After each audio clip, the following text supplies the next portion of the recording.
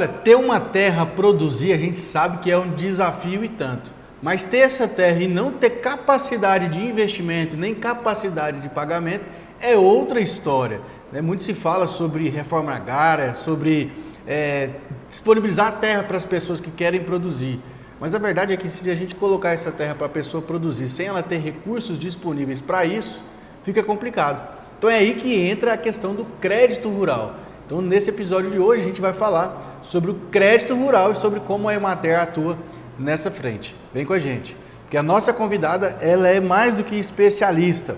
Além de ser uma grande colaboradora aqui da Emater, ela é médica veterinária, especialista em bovinocultura e educação ambiental e supervisora do programa de crédito rural na Emater Goiás. Então seja muito bem-vinda, Cliseide Rezende. Obrigada, Pedro. Bom dia. Bom dia, né? Vamos chegando. O pessoal já está aqui, todo mundo com um cafezinho na mão, viu, Cliseide? Porque o pessoal está querendo dinheiro, né? Porque a gente sabe que o agro está passando um momento desafiador quando o assunto é crédito, né? É verdade. Me diz aí, como é que está esse cenário do crédito rural aí na sua visão? A gente tem bastante propostas, estamos com várias propostas no sistema bancário, vários agentes financeiros, então o pessoal tem acessado bastante o crédito. No momento, a gente já fez muitas propostas e aprovamos várias propostas esse ano. Tá? Então tá tendo dinheiro, então? Tem dinheiro. Mas porque é o seguinte, né? Sempre quando a gente fala de crédito rural, a gente já pensa, por exemplo, naquela linha de custeio do Banco do Brasil, do Pronaf, enfim, do Plano Safra. Mas quando o assunto é crédito rural na Emater, qual que é a diferença? Como que funciona? Não, para o acesso ao crédito... Ou são coisas diferentes? Não são coisas diferentes.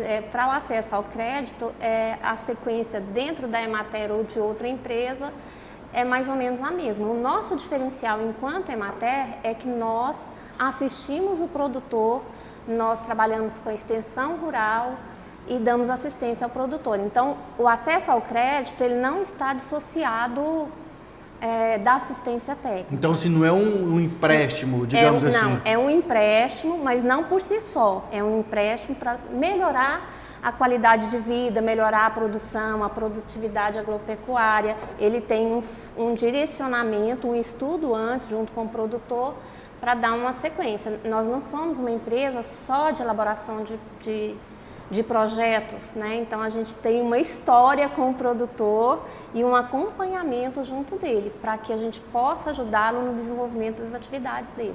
Entendi, né? Então assim, não é só despejar o dinheiro lá. Não, vai muito além disso. Né? Porque... No antes, no durante e no depois. Porque isso diferencia da questão do crédito, digamos, do privado, né? Exato. Mas esse orçamento, desse dinheiro que sai para o produtor rural, não é do Plano Safra, é do Plano Safra mesmo? Todo o financiamento, ele vem do Plano Safra. Ele é liberado pelo Banco Central, pelo governo federal. As linhas são as linhas de crédito, os juros, os prazos são todos determinados pelo Manual de Crédito Rural. Então, é igual para todos. Todos os agentes financeiros trabalham com o Manual de Crédito Rural e todos os elaboradores de projetos, tanto empresas particulares quanto as públicas, trabalham da mesma forma.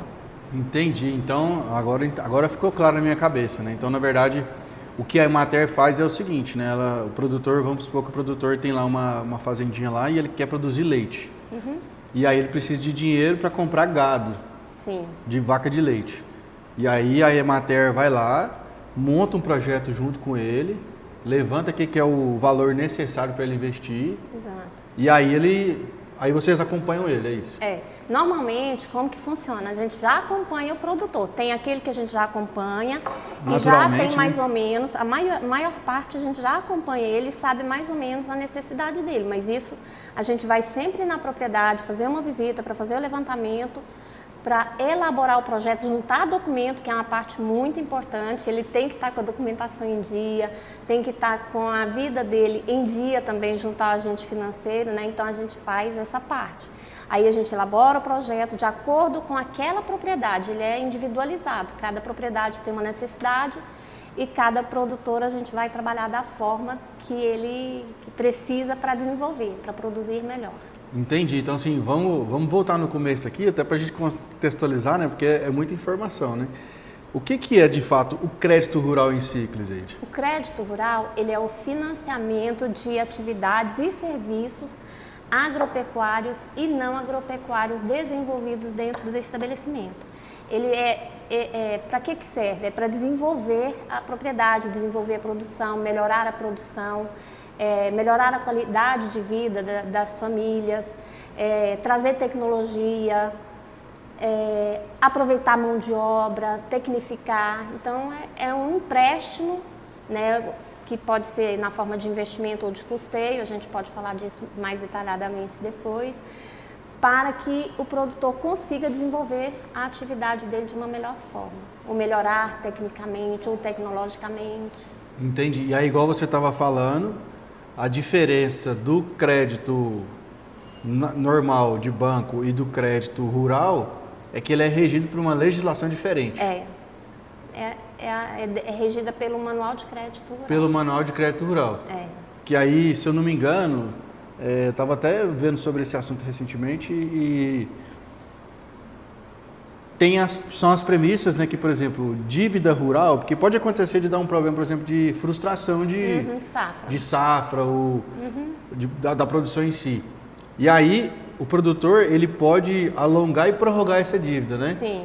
E ele não necessariamente precisa alienar a fazenda, né, no empréstimo para deixar vinculado? Né? Dependendo a questão da garantia, ela é exigida. De alguma forma, ela é sempre exigida pelo agente financeiro. Garantia, é o termo certo, né? Então, de falar. A garantia nem sempre pode ser usado a alienação do imóvel rural. Por exemplo, as pequenas propriedades não se pode ser dada em garantias, né? Então, cada caso é um caso. Cada produtor tem uma forma de garantia que a gente discute com o produtor e com o agente financeiro. Então, tudo é uma construção no crédito rural. Entendi, ó. Então assim, passa por um diagnóstico, passa por um levantamento, né? Só assim, eu preciso de 100 mil reais, né? Não é assim, né? Calma aí. Então ele é regido pelo Manual de Crédito Rural, que, se eu não me engano, também tem uma questão de limitação na taxa de juros também, né? Tem. Não é juro de mercado, né? Não, o Manual de Crédito Rural, para cada linha de crédito, existe um tipo de juro, um prazo, uma forma de pagamento, o que pode ser financiado, o que não pode ser financiado. Então, o Manual de Crédito Rural ele vai nos dizer tudo isso. Tudo isso. Então, por exemplo, hoje, o que não pode ser financiado por esse crédito rural? Por exemplo, floresta? Pode. Floresta pode. Quero montar uma floresta de eucalipto. Sim, pode ser financiado. O fumo normalmente não pode ser financiado, então atividades ilícitas não podem ser financiadas, né? Aí nem precisa falar, né? Então, são poucas coisas. Quase tudo que é produzido na propriedade e que há necessidade, ou que há necessidade para a produção de alimentos, é financiado. A gente pode dizer assim. E aí, igual, por exemplo, no caso do eucalipto, pensando aqui numa floresta de eucalipto, que o primeiro corte é com 5 anos. Então, por exemplo... O prazo é maior. O prazo é maior? E tem uma carência também? Tem carência. Tudo isso é regido no Manual de Crédito Rural. Por exemplo, eu vou financiar o custeio de uma soja. O prazo é menor, porque o ciclo de produção da soja é menor. Se eu vou financiar uma floresta de eucalipto, o prazo é maior porque ela vai demorar mais tempo para me dar retorno. Então, todo o prazo, ele é feito no Manual de Crédito Rural de acordo com o ciclo daquela produção que está sendo financiada. Entendi. Cliseide, e quais que são as linhas de crédito mais comuns aí utilizadas pelos produtores rurais? Bom, o Manual de Crédito Rural tem várias linhas de crédito. Então, como pode financiar tudo e para todos também. Então, o crédito rural ele é para o mini até o grande produtor. Então, a gente tem possibilidade de trabalhar, inclusive, com a agricultura urbana, que é uma coisa nova. Então, a gente tem possibilidade de incluir todos, né? Nossa, essa é novidade da agricultura urbana, porque, por exemplo, aqui em Goiânia eu já vi muito hortas urbanas. Então tem linha de crédito para isso agora. Existe. Antes não tinha, né? Se enquadrar dentro do Pronaf, por exemplo, existe a possibilidade de financiamento para agricultura urbana. Então, voltando assim à questão das linhas de crédito, a gente tem O Pronamp que é para o médio e grande produtor. Pronamp. Tem o Moderfrota, que é para modernização das frotas agrícolas, né? Tem o Inovagro, que é para inovação tecnológica na propriedade. Tem as linhas que a gente mais trabalha, mais faz, é o Pronamp, que é para o médio produtor, é o Programa Nacional de Apoio ao Médio Produtor. O FCO, que é uma linha especial, que é o Fundo para o Centro-Oeste, que é uma linha especial aqui para o Centro-Oeste. Que só tem em Goiás? Não, Goiás, Centro-Oeste, Mato Grosso. Sim, Centro-Oeste como um todo. E temos também o Pronaf, que é o grande... É o carro-chefe da Emater, é o Pronaf. Que é o Programa Nacional de Fortalecimento da Agricultura Familiar. Isso e aí também dentro já é antigo, do né, Pronaf, o Pronaf é antigo. Eu entrei na Emater em 93, em 96 a gente já fez os primeiros Pronafs. Aí foi criada a DAP, que é a Declaração de Aptidão ao Agricultor Familiar, e veio toda essa história do Pronaf até hoje. E ele evoluiu muito de lá para cá. Hoje a gente já tem várias linhas de crédito, porque antes a gente tinha o custeio e investimento, que são as linhas do Pronaf, né? Aí a gente já tem o Pronaf A e a barra C, que é para os assentados da reforma agrária, assentados do crédito fundiário, indígenas e quilombolas. Então, esse Pronaf A e a barra C é exclusivamente para esses 4 públicos. E depois, aí quem fala onde que encaixa o quê? É o banco? Não, é a condição dele. Se ele é indígena, ele tem toda uma documentação que específica. Se ele é quilombola, também tem a documentação inerente. Se é assentado da reforma agrária, o INCRA que vai nos dizer. Se é assentado do crédito fundiário, quem vai nos dizer é a UTE, que é a Unidade Técnica Estadual que organiza os assentados do crédito fundiário.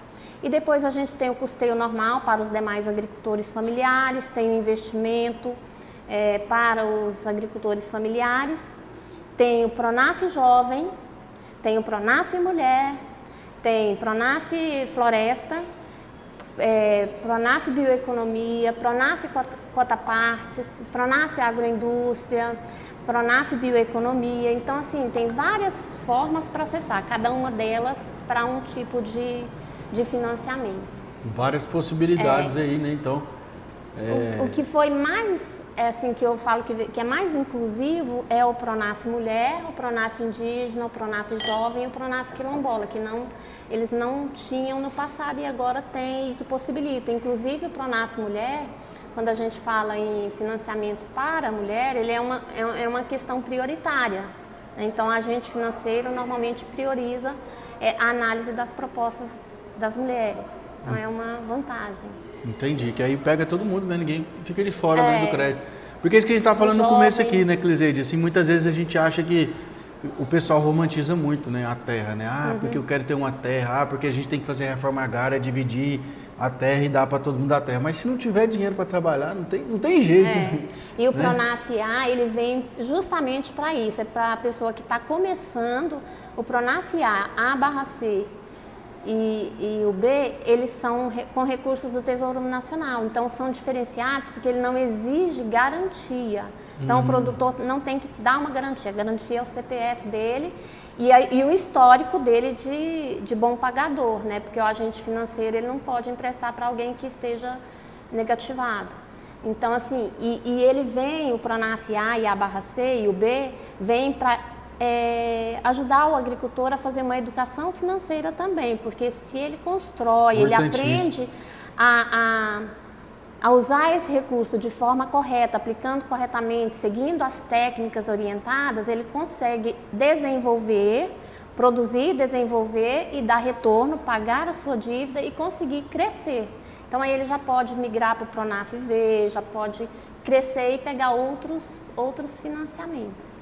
Esse aspecto aí da educação financeira aí é importantíssimo, né, Cliseide? Porque às vezes, né, quando o produtor vai lá, consegue esse crédito e aí cai aquele montante na conta, ele olha assim, né, nossa, é muito dinheiro, mas se ele não tiver tudo muito bem planejado, né, orientado para onde que vai, o que vai, lá na frente essa conta chega, né? Aí é hora de pagar e aí ele pode se atrapalhar, né, e acabar embananando, né, a situação e ficando prejudicado, tá?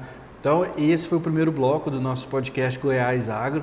Prazo só da gente encher mais a nossa xicrinha de café para a gente continuar. Então, você fica aqui com a gente, que a gente só vai para um intervalinho rápido, que é o prazinho só de você levantar, pegar o pão de queijo e voltar para cá. Fechou? Já já a gente volta. É uma honra poder entrar na sua casa aí, onde você estiver acompanhando a gente.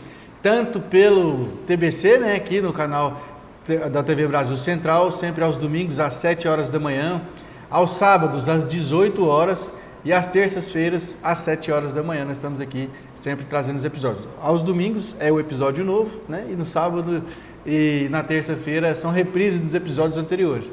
Quero aproveitar para lembrar você de seguir o nosso perfil nas redes sociais, lá no @podcast Goiás Agro no Instagram. Acessa lá também, que lá tem cortes, né? Tem informações sobre os convidados, notícias do agro, enfim, sai de tudo um pouco lá dentro desse nosso perfil. Então segue lá para você ficar por dentro com a gente e vai também se inscrever no nosso canal lá no YouTube, tá bom? No YouTube, se você colocar lá Podcast Goiás Agro, você também vai conseguir rever todos os episódios antigos, todos aqueles episódios que já foram publicados e que já foram transmitidos aqui na TV Brasil Central também, tá bom? Então a gente estava falando aqui com a Cliseide sobre a questão do crédito rural, né? Ela estava mencionando sobre as linhas de crédito, o Pronaf A, B, C, crédito para o Pronaf Mulher, para quilombolas, indígenas, assentados, até linhas de crédito aí específicas para agricultura urbana, que tem aí crescido bastante, né? A gente tem visto aí várias hortas aqui em Goiânia, graças a Deus, está crescendo esse movimento. E aí eu tenho uma dúvida particular que eu queria perguntar para a Cliseide. Cliseide, por exemplo, tem muito produtor que gosta de pecuária, da parte de gado, né? De gado de corte, que é a sua praia, né? Que você é bem especialista nessa parte. E aí, por exemplo, eu quero lá ir pegar um empréstimo para comprar matrizes para o meu rebanho de gado de corte. Então, quero comprar lá, vamos supor, 20 vacas de corte. Vou lá e peguei lá, cada vaca R$3.000, né, R$60.000, consegui levantar esse crédito. É possível que o próprio animal seja garantia do empréstimo? Sim. Existe isso? Quando você faz aquisição, e eu já vou aproveitar para dar uma deixa, quando financiar matrizes, financie também um reprodutor. A gente tem o Progenética, né, que a Emater trabalha com melhoramento animal e se a gente não, ou inseminação artificial, então tem as duas possibilidades. Mas, voltando à resposta, o rebanho sempre é dado em garantia, então tudo que se financia é parte da garantia. Então, se você está financiando matrizes, elas serão dadas em garantia e precisa mais, a garantia das matrizes somente, elas não são suficientes, precisa de mais garantia. De mais garantia. Aí, por exemplo, você pode garantir, usar outras garantias, por exemplo. Outras garantias. O rebanho que você já tem, parte do rebanho que você já tem, mas dependendo do né? valor, é proporcional ao valor do que você está pegando de empréstimo. Não é porque, por exemplo, o gado, né? O gado ele tende a valorizar, né? Então, porque, por exemplo, a matriz, você comprou ela hoje, ela não é peso de arroba de mercado, não, né? Geralmente ela tem um ágiozinho ali, e aí ao longo mesmo que seja, por exemplo, para pegar esse valor, tem que ter uma garantia externa. Exatamente. Dependente. Entendi. E aí, no caso de matrizes também, tem uma carência diferente para pagar ou não? Porque tem aquele prazo, ciclo, por né? Exemplo, depende da linha de crédito. Vou falar do Pronaf. Pronaf hoje, o prazo para aquisição de matrizes e reprodutores são 8 anos. Podendo incluir nesse prazo de 8 anos, tendo até 3 de carência. Até 3. Até 3 de carência e 5 para pagar. Exato. Nossa, então assim, não é algo, digamos assim, impossível, né, para o produtor, né? Dá para alavancar bem, né? Porque dívida, né? Eu acho que a dívida faz parte do agro, né? Assim, o agro trabalha muito alavancado, né? Muito endividado, mas dívida inteligente, né? Não é dívida de consumo. Com responsabilidade. Com responsabilidade, né? Porque essa conta chega, uma hora ela chega, e aí o produtor tem que assumir esse custo, né? Que é o custo do dinheiro, porque terra parada é prejuízo, né, Cliseide? Então, assim, se você não tem condição, ou você pega um crédito ou você aluga para quem tem, né? E quando você faz o financiamento de matrizes, você vai comprar matrizes que sejam melhores do que a que você já tem, vai melhorar a produção que você tem para que você consiga pagar essa dívida, né, parcelada lá na frente, para manter a sua o seu nome no banco, né? Cliseide, você tá nessa área do crédito desde 93? Desde 93. Desde que você entrou aqui Desde que eu entrei na Emater, eu faço crédito rural. Eu comecei a fazer crédito rural em Moçambique, depois eu fui transferida para a cidade de Goiás. Lá eu fiz muito, na época, hoje é o Pronaf-A, né? Que lá tem muito assentado, é o município que mais tem assentamentos da reforma agrária, né? No país. E lá a gente fazia, na época, o Procera. Goiás Velho? É. É a cidade que mais tem assentados? Quando eu estava lá eu não sei se mudou esse cenário. Número de assentados. Não, não é número de assentados. Número de assentamentos. Quando você soma assentamentos da reforma agrária e assentamentos do crédito fundiário. Porque o assentamento ele é o conglomerado dos assentados, né? Tem assentamentos lá que são bem pequenininhos, que tem 3 assentados, 4 assentados. E tem assentamentos que tem 156 assentados. Caramba. Então, mas o número de assentamentos é que é grande. Não número de assentados aí não é Goiás. Aí você estava lá em Goiás? Então a gente trabalhava com o Procera, eu fui para lá na época para fazer o Procera do assentamento São Carlos. Procera? O que é Procera? É o mesmo que Pronaf hoje, era o Pronaf para o assentado da reforma agrária. Entendi. Entendeu? Aí eram 156 projetos e a gente fez uma força-tarefa, fizemos um mutirão, juntamos o coordenador regional, juntou os técnicos da região para ajudar a fazer o acompanhamento técnico, o levantamento, para a gente fazer os projetos, porque antes a gente fazia tudo na máquina de datilografar. Foi o primeiro projeto que eu fiz no computador, no sistema DOS, então foi bem, uma história antiga, gente. E o negócio, né, Cliseide, porque não é a evolução hoje é muito mais fácil. E não é um Ctrl-C, Ctrl-V, né? Cada projeto é cada projeto. Cada projeto é um projeto. Aí, e cada projeto tem que fazer a capacidade de pagamento, capacidade de apacentamento, fazer o inventário da propriedade, colocar no projeto. Levantar todos os maquinários. Tudo que ele tem, o rebanho, o maquinário, tudo que tem ali para a gente construir a história. 156. Meu Deus, aí gastou quanto tempo para fazer tudo? Eu acho que foram uns 2 meses. Os 2? Nossa, ainda foi rápido então. Foi, porque a gente trabalhava sob pressão, o pessoal estava com pressa, aí terminou de fazer o projeto, foi aprovado, aí a gente foi acompanhar a aquisição de rebanho. Então a gente eu acompanhei, no caso, como eu sou veterinária, a aquisição das matrizes reprodutores. Orientar o que podia comprar, o que não devia comprar, porque se a gente deixasse, cabeceira, lote, fundo, meio. Comprava matrizes já com mastite, matrizes com pododermatite, matrizes velhas. Então a gente acompanhava tudo isso, propriedade por propriedade, projeto por projeto, para que não fizesse, para que a gente ajudasse que fosse comprado um rebanho melhor, para que eles pudessem ter um desenvolvimento melhor nos assentamentos. Então eu participei da etapa da São Carlos desde o iniciozinho. Foi muito bom, me trouxe muita experiência, muitas amizades. O crédito rural me proporciona perceber o desenvolvimento da comunidade, né? Não só no assentamento. Em Goiás eu trabalhei muito com crédito rural nas comunidades, então é muito bom. Até hoje eu já estou longe de Goiás, já vai fazer 8 anos, mas a gente tem muitas amizades construídas na questão da elaboração de projeto, mas principalmente na assistência técnica, porque a gente se torna amigo do produtor e desenvolve com ele. Vendo o desenvolvimento dele, é muito bom. É isso que eu ia falar, né? Eu acho que deve ser muito gratificante, né? Você vê aquele produtor, às vezes, por exemplo, que não tinha uma geladeira na fazenda, e aí você vai lá, consegue o crédito, ele vai lá, produz, batalha, faz a parte dele, paga o banco, e aí ele pegou lá 20 mil reais no primeiro empréstimo, agora ele está pegando 200. É muito bom, né? Ver a evolução. Acho que isso que é a nossa, eu considero que é a nossa missão aqui, é acompanhar o desenvolvimento e ajudar as pessoas a melhorar a qualidade de vida. É muito bom. Fantástico. Cliseide, na sua visão, você acha que o crédito ele é acessível? É difícil, é chato, é burocrático, é tranquilo? Qual que é a sua visão, digamos, operacional do negócio? Então, eu vou falar do que o produtor precisa. Ele tem que ter a organização de documentos, ele precisa de ter a conta no banco, ter um bom relacionamento lá no agente financeiro, que a gente não vai falar nome de banco aqui, que a gente trabalha com todos. Então, assim, ele tem que ter um acompanhamento técnico. Então, para ele ter um bom desenvolvimento, acessar de forma correta o crédito rural, ele tem que ter um acompanhamento, mas ele precisa de ter organização do documento, ele tem que ter o cadastro no banco, ou o técnico fazer o cadastro para ajudar ele a fazer o cadastro, verificar documento organizado.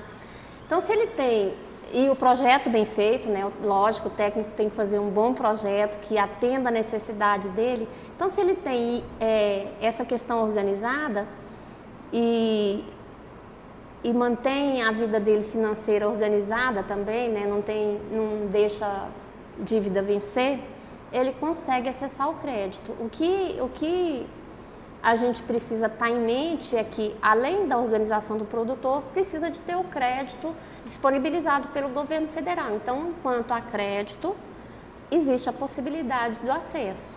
Entendi. O que eu vejo como necessário é divulgar, porque existem públicos que precisam, que a gente sabe que precisa, acessar o crédito para melhorar a condição de vida e que ainda não consegue porque ele não tem o conhecimento ainda, não tem a informação. Então, a gente precisa trabalhar muito com essa questão da divulgação do crédito para ajudar essas comunidades, esse público que ainda está invisível.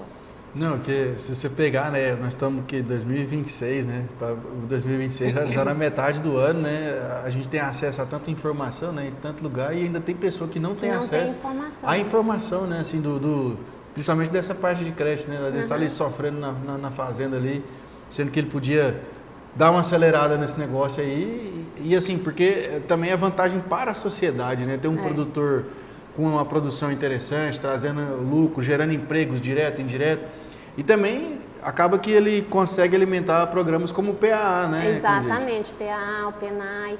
Eu falo que o Brasil ele tem uma possibilidade gigantesca de aumentar a produção de alimentos, a gente tem pessoas que querem produzir alimentos, nós temos tudo para dar certo.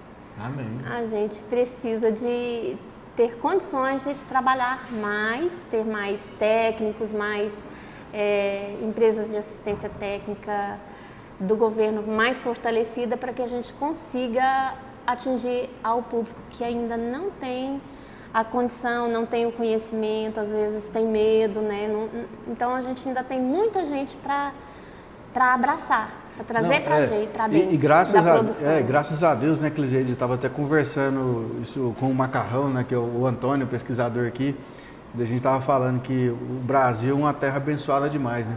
Porque aqui a gente tem sol, chuva, né? Assim, o centro-oeste é bem delimitado, né? Assim, seca e água, é só o que tem, né? Assim, não tem o inverno, o outono, a primavera. Ou é seco ou é chuvoso, basicamente. Agora você pega lá, por exemplo, Estados Unidos, lá os outros países que tem lá metade do ano é neve, né? Tampando. Então o Brasil é muito privilegiado, né? Nesse aspecto de poder ter esse clima muito favorável, né? Da gente poder conseguir produzir alimentos o ano todo, né, Cliseide? E aí você estava lá em Goiás, velho? Sim. E aí quando é que você veio para Goiânia? 2018. Então tem pouco tempo. Tem pouco tempo. Mas você é de qual cidade? Eu sou de Mineiros. Você é de Mineiros, lá no sudoeste. Sudoeste goiano. Quase na divisa lá com Mato Grosso do Sul, né? Não, ali... Mato Grosso. Mato Grosso? É. Mato Grosso. É porque ele é caminho, né? É Altaraguaia. Altaraguaia. Mato Grosso. E aí você veio para cá em 2018 já para trabalhar também nessa área do crédito rural. Quando você está no campo, você faz tudo. Você trabalha com crédito rural, você faz assistência técnica, você atende o produtor em todas as necessidades. E aí, quando eu vim para Goiânia, aí eu fiquei na área de crédito rural. Aqui a gente tem que ficar focado numa área. E eu inicialmente falei, nossa, mas vai ser bem difícil, né? Mas eu apaixonei, porque eu sinto assim...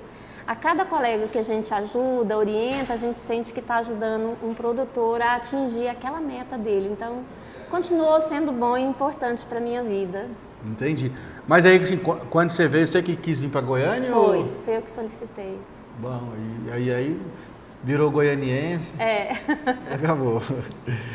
Bom demais. Perfeito, moçada. Esse foi o segundo bloco do nosso podcast aqui. Estamos aqui falando aí sobre o crédito rural, né?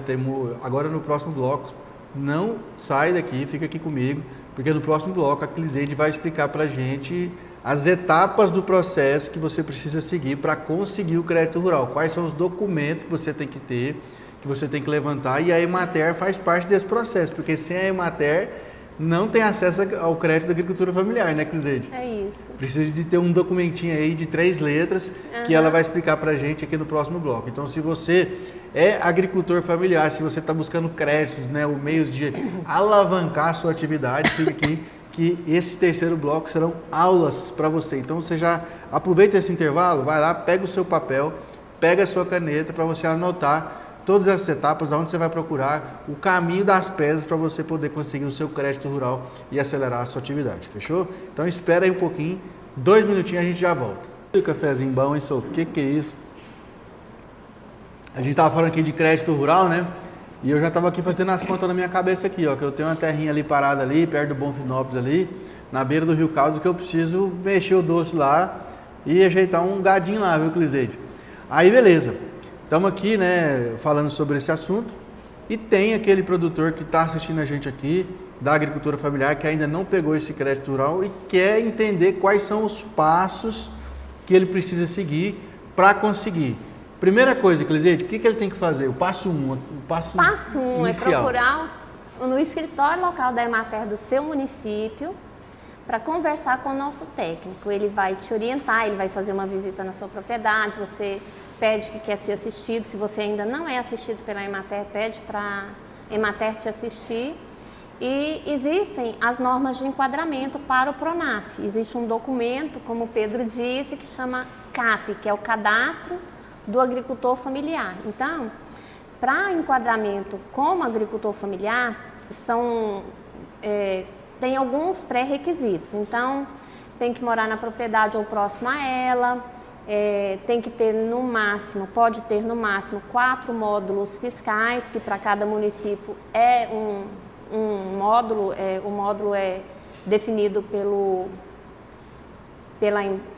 INCRA, de acordo com cada, vamos dizer assim, cada tipo de solo, então define o módulo fiscal, cada tipo, proximidade ou não do centro urbano, cada município tem o seu módulo fiscal. Então, no máximo 4 módulos fiscais, morar na propriedade ou próximo a ela, a renda máxima, a renda, 50% da renda tem que ser do trabalho na agricultura familiar, na propriedade. Então, pode ter renda fora? Pode, mas desde que essa renda fora da propriedade não ultrapasse 50% da renda total da família. Isso soma a renda de toda a família, do marido, da esposa, se tiver filho que desenvolve alguma atividade ou trabalha também considera, se tiver a sogra que mora lá junto também é considerada a renda dessa pessoa agregada que mora junto.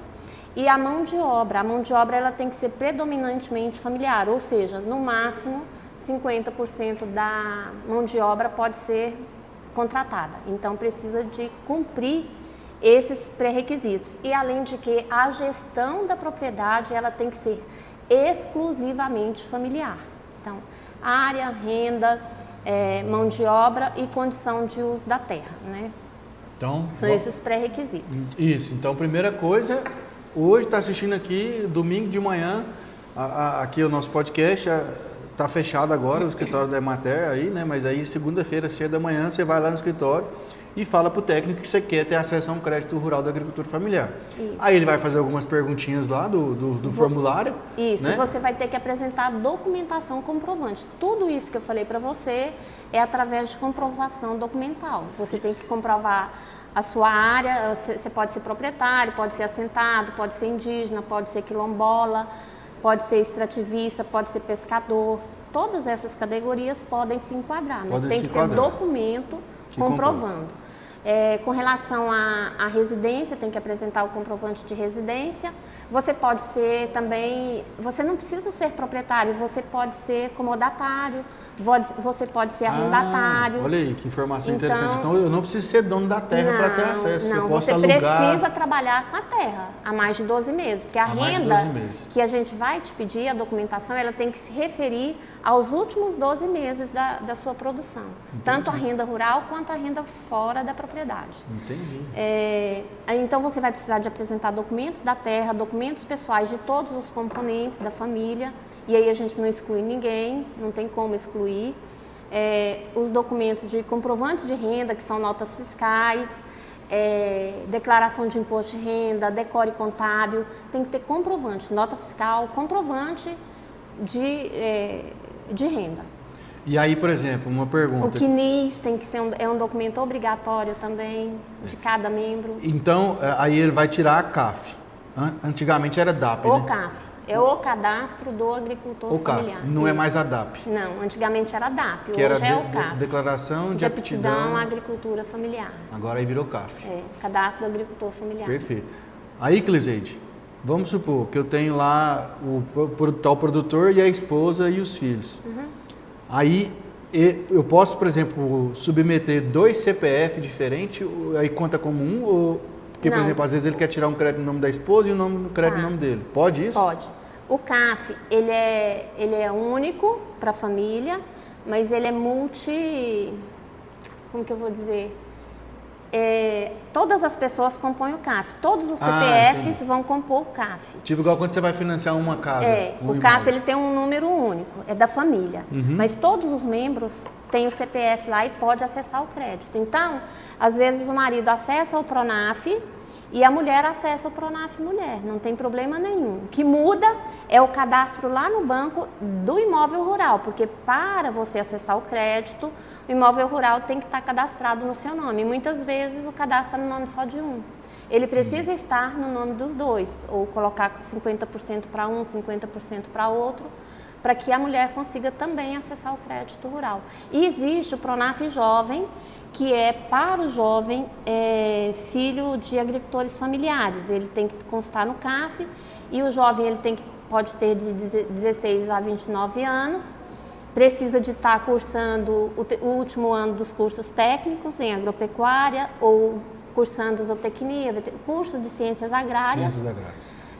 Ou ter feito o Pronatec, ou ser assistido pela Emater ou uma empresa de assistência técnica pública por mais de 12 meses, constando no cadastro da Emater como assistido pela Emater. Ele tem que ser assistido em alguma produção. Então, existem essas possibilidades. E a partir do imóvel da família, todos podem acessar o crédito. O Pronaf B, que é para quem tem renda abaixo de 50 mil reais e não contrata mão de obra, o marido pode acessar, a esposa pode acessar dentro do limite, que é até 35 mil reais, né? Então, aí por exemplo, ele 35, ela 35? Não. 35 é o total. O homem pode acessar até 12 mil, a mulher 15 mil, e se for os quintais produtivos para as mulheres, que é a produção em volta do quintal, como hortaliças, galinha caipira, ou pequenos animais, ou ainda panificados, suínos, ou panificados, qualquer coisa que esteja incluindo a mulher na produção e trazendo independência financeira também, pode ser financiado. Então, a mulher pode acessar até 20 mil reais nos quintais produtivos. Se for outra atividade, aí até 15 mil reais. E o jovem pode acessar 8 mil. Mas quando, por exemplo, a mulher pega 15, o homem 12, vai dar 27. Quase 27. Aí sobra para o jovem até atingir os 35. Entendeu? O limite máximo por financiamento, por ano, é 35 mil reais para a família. Entendi. Mas cada um tem a quantidade máxima que pode atingir dentro desses 35 mil. Para o homem 12, para a mulher 15 ou 20 e para o jovem e já até é um 8. Baita de um começo, né? Com 35 mil dá para fazer muita coisa.